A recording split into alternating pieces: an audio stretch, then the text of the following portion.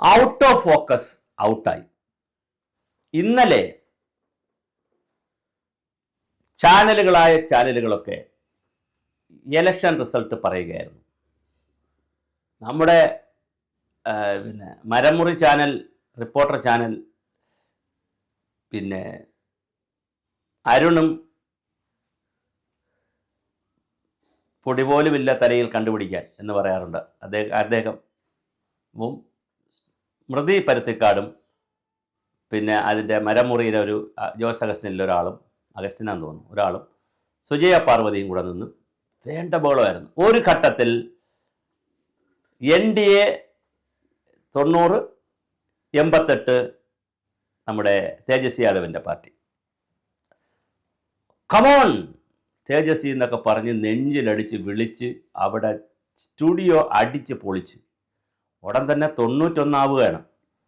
91. ഉടൻ പറഞ്ഞു, ഞാൻ അപ്പോഴേ പറഞ്ഞില്ലേ തേജസ്വി യാദവ് വരുമെന്നൊക്കെ പറഞ്ഞ് അവരെ ലഡു വിതരണം തുടങ്ങാൻ പറഞ്ഞു. ഉടൻ തന്നെ തിരിച്ച് പറ അപ്പുറത്തിൻ്റെ പടക്കം പൊട്ടിക്കും പോലെ ഈ 91 താഴേക്ക് പോകുന്നു. മറ്റേ NDAയുടെ 91 മുകളിലോട്ട് പോകുന്നു. ഉടൻ തന്നെ ഒരു പ്ലേറ്റ് മറിച്ച് കണ്ട, അന്നേ ഞങ്ങൾ പറഞ്ഞില്ലേ ഡബിൾ എഞ്ചിനാണ് ജംഗിൾ രാജ് പോകുന്നൊക്കെ പറഞ്ഞ് ഉരുട്ടി മോദി ഭക്തനായി. ഡോക്ടർ അരുൺകുമാറൊക്കെ ഇന്നലെ മോദി ഭക്തനായിരുന്നു. സ്മൃതി പരുത്തിക്കാടിന് എന്ത് പറയണമെന്നറിയത്തില്ല. ഇങ്ങനെ ബ്ലാക്ക് ക്ലൂ എന്നൊക്കെ പറഞ്ഞ് നിൽക്കണുണ്ട്. ഒരു കാര്യമില്ല പാവപ്പെട്ട സ്ത്രീക്ക്. കഷ്ടമാണ് നിങ്ങളൊക്കെ ഇങ്ങനെ ഒരു തൊഴിലിന് വേണ്ടി, പണത്തിന് വേണ്ടി, പദവിക്ക് വേണ്ടി ഇങ്ങനെ വ്യക്തിത്വം കളയുന്നത് കഷ്ടമാണ്. സ്മൃതി പരുത്തിക്കാട്, സുജയ പാർവതി, അത് പിന്നെ എന്താണ് പറയുന്നതിന് അതിന് തന്നെ അറിഞ്ഞൂടാ. കാരണം അരുൺ ചോദിക്കുന്നുണ്ട് കേരളം ഒന്നല്ലേ, അപ്പോൾ അവർ പറയണം ഒന്നാമതാണ്. പല കാര്യത്തിലും ആരാണ് ഒന്നാമെന്ന് ചോദിക്കുമ്പോൾ കേരളം എന്നൊക്കെ പറഞ്ഞ് നമ്മളെ വിഡ്ഢികളാക്കുന്നതാണ്. വിഡ്ഢികളുടെ പരമ്പരയാണ് ആ ചാനൽ. അപ്പുറത്തേക്ക് പോയപ്പോൾ നമ്മുടെ മഹ്മൂദ് ടീമും എല്ലാം കൂടി ഇരുന്ന് ഔട്ട് ഓഫ് ഫോക്കസും പരിപാടികൾ നടത്തും. അവർ കഴിഞ്ഞ ദിവസം വരെ പറഞ്ഞത് BJP തകർന്ന് തരിപ്പണമായി പോകും, മോഡി രാജിവെക്കും. ഞാൻ മോഡി ഭക്തനും BJP ഭക്തനൊന്നുമല്ല കേട്ടോ. പക്ഷെ ഒരു വിശകലനം നടത്തുമ്പോൾ എന്തെങ്കിലും ഒരു ന്യായം വേണ്ടേ? ഞങ്ങളെപ്പോലുള്ള ഡിജിറ്റൽ ചാനലുകളോ യൂട്യൂബ് ചാനലുകളോ കണ്ണടച്ചുകൊണ്ട് ഞങ്ങൾ കാര്യങ്ങൾ പറയും. അത് ഞങ്ങൾക്കൊരു റീച്ച് കിട്ടാൻ വേണ്ടിയിട്ടാണ്. അല്ലാതെ ഞങ്ങൾക്കിത് കൃത്യം പറഞ്ഞുകൊണ്ടിരുന്ന പച്ചരി വാങ്ങിക്കാൻ പൈസ കിട്ടൂല. എന്തെങ്കിലുമൊക്കെ പൈസ വേണമെന്നുണ്ടെങ്കിൽ ഞങ്ങൾ ബാഡ് കമൻസുകളും ബാഡ് ഇതൊക്കെ ഉണ്ടല്ലോ, ടൈറ്റിലുകളൊക്കെ ഇട്ട് തമ്പും ടൈറ്റിലൊക്കെ വളരെ നെഗറ്റീവ് ഇട്ടുകൊണ്ടൊക്കെ ഞങ്ങൾക്ക് പറയേണ്ടി വരും. ഇപ്പോൾ പകലാണ്, രാത്രിയാണെങ്കിൽ രാത്രിയെ പകലാക്കിയൊക്കെ ഡിജിറ്റൽ ചാനലുകാർ പറയും. പക്ഷേ സാറ്റലൈറ്റ് ചാനലുകാർ കുറേ കൂടി ഉത്തരവാദിത്വത്തോടുകൂടി സംസാരിക്കണം. അംജോദും അതുപോലുള്ള ടീമുകളൊക്കെ ഇരുന്ന് മീഡിയ ഓണിലിരുന്നും എന്താണ് പറഞ്ഞത്, എന്താണ് സംഭവിച്ചതെന്നറിയില്ല. അവസാനം BJP തൂക്കിയടിച്ചു എന്നൊക്കെ പറഞ്ഞിട്ട് SIRലേക്ക് കയറിപ്പോയി. നിങ്ങൾ ആലോചിക്കേണ്ട ഒരു കാര്യമുണ്ട്, മീഡിയ ഓണിനൊക്കെ ആലോചിക്കേണ്ട ഒരു കാര്യമുണ്ട്. EVM-നെ കുറിച്ച് ഇതുപോലെ ബഹളം ഉണ്ടാക്കി ഇലക്ട്രോണിക് വോട്ടിംഗ് മെഷീൻ വന്നപ്പോൾ. അവസാനം കർണാടകത്തിൽ കോൺഗ്രസ് ജയിച്ചപ്പോൾ ആ ബഹളം തീർന്നു. ഇന്ന് ഇന്ത്യയിൽ 3 സ്റ്റേറ്റിൽ കോൺഗ്രസ് ഭരിക്കുന്നുണ്ട്. ആ 3 സ്റ്റേറ്റിൽ ഇലക്ട്രോണിക് വോട്ടിംഗ് മെഷീനാണ്, ഒരു തർക്കമില്ല. കേരളത്തിൽ 19 സീറ്റിലാണ് UDF ജയിച്ചത്, ഇലക്ട്രോണിക് വോട്ടിംഗ് മെഷീനായിരുന്നു, തർക്കമില്ല. അപ്പോൾ കോൺഗ്രസ് ജയിക്കുമ്പോൾ തർക്കമില്ല, വേറെ ആരെങ്കിലും ജയിച്ചാൽ, നിതീഷ് കുമാറിനെ പോലുള്ള ആരെങ്കിലും ജയിച്ചാൽ തർക്കം. പിന്നെയാണ് ഏഷ്യാനെറ്റ്, പിന്നെ എല്ലാവരും. ഏഷ്യാനെറ്റിൽ ഒരാളുണ്ടായിരുന്നു, രഘുവംശക്കാരൻ, രഘുവംശ പരമ്പരയിൽപ്പെട്ട പ്രശാന്ത് രഘുവംശം. അദ്ദേഹം ഡൽഹിയെക്കുറിച്ചും ബീഹാറിനെ കുറിച്ചൊക്കെ, ബീഹാറിൻ്റെ ഉൾഗ്രാമങ്ങളിലൊക്കെ പോയിട്ടുള്ള വാർത്തകളൊക്കെ ഇട്ടപ്പോൾ നമുക്ക് തോന്നും ബീഹാർ ലാലു പ്രസാദ് യാദവിനേക്കാൾ കാലത്തേക്കാൾ പിറകോട്ട് പോയി. വലിയ ഇൻഫ്രാസ്ട്രക്ചറിൽ ബീഹാർ മുന്നോട്ട് വന്നിട്ടുണ്ടെന്നേ. ഒരുപാട് ക്ഷേമ പ്രവർത്തനങ്ങളിൽ ബീഹാർ മുന്നോട്ട് വന്നിട്ടുണ്ട് നിതീഷ് കുമാറിൻ്റെ നേതൃത്വത്തിൽ. ലാൻഡ് ഓർഡർ വളരെ കൃത്യമായി അവിടെ. ഇതൊന്നും പറയാതെ വളരെ മോശമായ രീതിയിൽ അവതരിപ്പിച്ച പ്രശാന്ത് രഘുവംശം എവിടെ? ഇങ്ങനെ ഓരോ മാധു, അഭിലാഷ്, നിങ്ങൾ ഓരോരുത്തരെടുത്തോളൂ. എവിടെ അവരൊക്കെ? വളരെ കൃത്യമായി ഈ ചാനൽ ആങ്കർമാരായിട്ടിരിക്കുന്നവർ, അല്ലെങ്കിൽ പിന്നെ ഇത് കോർഡിനേറ്റ് ചെയ്യാനിരിക്കുന്നവർ, റിപ്പോർട്ടർമാർ, വാർത്ത വായിക്കുക.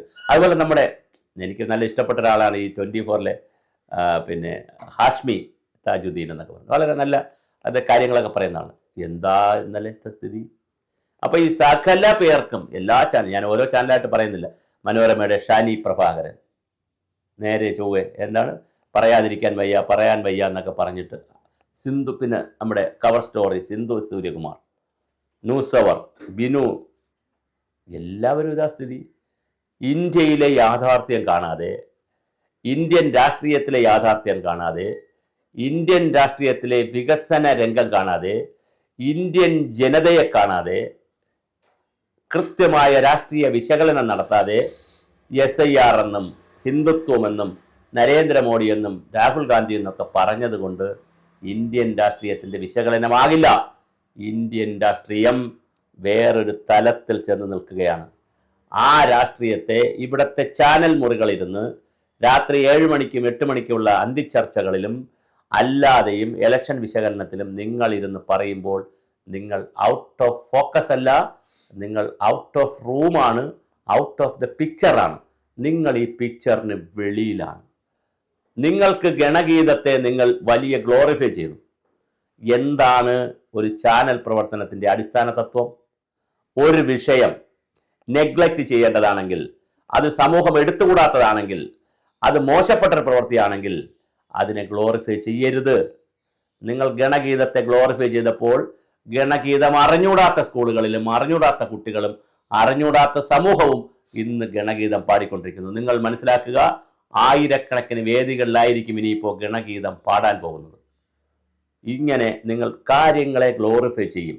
നെഗറ്റീവ് കാര്യങ്ങളെ ഗ്ലോറിഫൈ ചെയ്യും. നെഗറ്റീവ് കാര്യങ്ങളല്ല, നിങ്ങൾ ഒഴിവാക്കണമെന്ന് വിചാരിക്കുന്ന കാര്യങ്ങളെ പലപ്പോഴും ഗ്ലോറിഫൈ ചെയ്യും. ഈ മാധ്യമ പ്രവർത്തനം എന്താണെന്ന് നിങ്ങൾ വിലയിരുത്തണം. അന്ധമായ ഇടതുപക്ഷ വിരോധമാകാം, അന്ധമായ വലതുപക്ഷ വിരോധമാകാം, അന്ധമായ BJP വിരോധമാകാം, ഇതെല്ലാം ചാനലിനാകാം. പക്ഷേ യാഥാർത്ഥ്യങ്ങൾ നിലനിൽക്കുന്നത് അതിൻ്റെ ഇടയിൽ കൂടിയാണ് എന്ന്, അത് നിൽക്കുന്നത് വേറൊരു സ്ഥലത്താണ്. ഈ സത്യവും ധർമ്മവും നീതിയും യാഥാർത്ഥ്യവും നിലനിൽക്കുന്നത് ചാനലുകൾ തിരിച്ചറിയണം. അങ്ങനെ തിരിച്ചറിഞ്ഞുകൊണ്ടുള്ള യാഥാർത്ഥ്യ ബോധത്തിലൂന്നിയ ചർച്ചകൾ നിങ്ങൾ കൊണ്ടുപോകണം. നിങ്ങൾ ആർക്ക് വേണ്ടിയും വിടുപണി ചെയ്യരുത്. നിങ്ങൾ സത്യത്തെ പോലെ വിശകലനം ചെയ്യണം. ഇന്ത്യൻ രാഷ്ട്രീയത്തെ വിശകലനം ചെയ്യുന്നതിൽ അത് കേവലം RSS, സംഘപരിവാർ, കോൺഗ്രസ് അല്ലെങ്കിൽ BJP, നരേന്ദ്രമോദി എന്നെല്ലാം പറഞ്ഞ് വിശകലനം ചെയ്താൽ നിൽക്കുകയില്ല. നിങ്ങൾ മനസ്സിലാക്കുക, നരേന്ദ്രമോദിയെ നിങ്ങൾ പറയുമ്പോൾ നരേന്ദ്രമോദി ക്യാമ്പിൽ നരേന്ദ്രമോദി, അമിത്ഷാ, യോഗി ആദിത്യനാഥ്, രാജ്നാഥ് സിംഗ്, പിന്നെ JP നദ്ദ, പട്നായിക്ക്, നമ്മുടെ മഹാരാഷ്ട്രയിലെ പട്നായിക്ക് തുടങ്ങി ഇങ്ങറ്റം വരുന്ന അണ്ണാമല വരുന്ന വേണമെങ്കിൽ ഇങ്ങേ അറ്റത്ത് പറയാവുന്ന, അല്ലെങ്കിൽ ഏറ്റവും തെക്കേറ്റത്ത് പറയുന്ന രാജീവ് ചന്ദ്രശേഖർ വരെ നീണ്ടു നിൽക്കുന്ന വലിയൊരു നേതൃത്വ നിര. ഇപ്പുറത്തെ കോൺഗ്രസിൽ നിങ്ങളൊന്ന് എണ്ണിപ്പറയൂ, എത്രയാണ് നേതാക്കളുള്ളത്? ഒരു KC വേണുഗോപാലിന് ദേശീയ രാഷ്ട്രീയത്തിൽ സംഘടനാ സെക്രട്ടറി എന്ന് പറഞ്ഞാൽ എന്താ ചെയ്യാനുള്ളത്? അദ്ദേഹത്തിന് നോർത്ത് ഇന്ത്യൻ രാഷ്ട്രീയത്തിൽ എന്താ ചെയ്യാനുള്ളത്? എന്തെങ്കിലും ചെയ്യാനുണ്ടോ? ഒന്നും ചെയ്യാനില്ല. രാഹുൽ ഗാന്ധിയുടെ സ്ഥിതി എന്താ? പ്രിയങ്ക ഗാന്ധിയുടെ സ്ഥിതി എന്താ? കോൺഗ്രസ് എവിടെ നിൽക്കുന്നു? ബാക്കിയുള്ള സംഘടനകൾ, അതാത് സ്റ്റേറ്റുകളിലുള്ള സംഘടനകൾ, മമതാ ബാനർജിയുടെ പേരിലാണ് നിൽക്കുന്നത്. അവരൊന്ന് വീക്കായാൽ ആരാണ് അവിടെ കയറി വരിക? മറ്റ് സംസ്ഥാനങ്ങൾ നിങ്ങൾ എടുത്തുകൊള്ളുക. തമിഴ്നാട്ടിൽ ഉദയനിധി സ്റ്റാലിനെ വളർത്തിക്കൊണ്ട് വരുന്നുണ്ട്. മറ്റ് സ്റ്റേറ്റുകളുടെയൊക്കെ സ്ഥിതി എന്താണ്? രാംവിലാസ് പാസ്വാൻ മകനെ വളർത്തിക്കൊണ്ട് വന്നു, ചില സ്ഥലങ്ങളിൽ കയറി വരുന്നു. പക്ഷേ ബാക്കി സ്ഥലങ്ങളിൽ എന്താണ് സംഭവിക്കുന്നത് എന്ന് വളരെ കൃത്യമായി കോൺഗ്രസ് വിലയിരുത്തേണ്ടതുണ്ട്. കോൺഗ്രസ് അങ്ങനെ വിലയിരുത്തുമ്പോൾ അതിനെ, അല്ലെങ്കിൽ ഇടതുപക്ഷ പാർട്ടികൾ വിലയിരുത്തുമ്പോൾ അതിനെ കേവലം ഹിന്ദുത്വ അജണ്ടയാക്കി മാറ്റിക്കൊണ്ടുള്ള, അല്ലെങ്കിൽ മോഡി വിരുദ്ധത എന്നൊക്കെ പറഞ്ഞ് പിന്നെ SIR, ഇലക്ഷൻ കമ്മീഷൻ എന്നൊക്കെ പറഞ്ഞ് അങ്ങനെയുള്ള വാർത്തകൾ ചെയ്ത് ജനങ്ങളെ തെറ്റിദ്ധരിപ്പിക്കുന്ന മീഡിയ പ്രവർത്തനം മതിയാക്കിയിട്ട് കാര്യകാരണ സഹിതം ഡേറ്റകൾ വെച്ചുകൊണ്ട് ജനങ്ങളെ ബോധവൽക്കരിക്കണം. അത് ഇന്ത്യൻ രാഷ്ട്രീയത്തിന് ആവശ്യമാണ്, കേരള രാഷ്ട്രീയത്തിന് ആവശ്യമാണ്. അതിലേക്ക് ചാനലുകൾ വരുമോ? അതോ നിങ്ങളും കച്ചവടക്കാരെ പോലെ രാവിലെ അങ്ങോട്ട് ഉച്ചയ്ക്ക് ഇങ്ങോട്ട്, നമ്മൾ സാധാരണ നാട്ടും പറയുന്നൊരു വാചകമുണ്ട്, നിങ്ങൾ എന്നോട് പുറക്കുക, ഊതുമ്പോൾ അങ്ങോട്ട് ഉറിഞ്ചുമ്പോൾ ഇങ്ങോട്ട്. ഊതിയും ഉറിഞ്ചിയും നിൽക്കുന്ന ഈ ഒരു തരം മാധ്യമപ്രവർത്തനം കൊണ്ട് സമൂഹത്തിന് ഒരു നന്മയുമില്ല. സമൂഹം അധമ മാർഗത്തിലേക്ക് പോവുകയും ജാതി മത പിന്തിരിപ്പൻ ചിന്തകളുമായി സമൂഹം മാറുകയും ചെയ്യും.